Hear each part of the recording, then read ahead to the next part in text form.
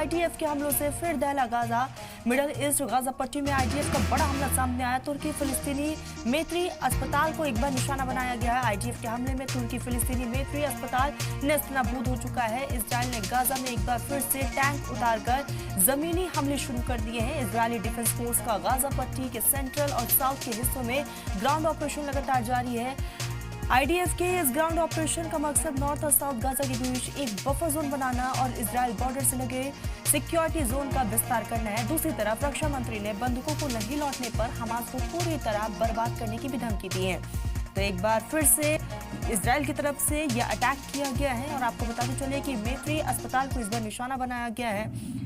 तो ये तस्वीरें सामने आई है। मिडल गाजा पट्टी में आईडीएफ का यह हमला देखा गया और दूर तक धुएं का गुब्बार देखने को मिला। तुर्की फिलिस्तीनी मेत्री अस्पताल को निशाना बनाया गया। आपको बताते चले इस बीच जो है इजराइल ने कई बार हमास पर अटैक किया है।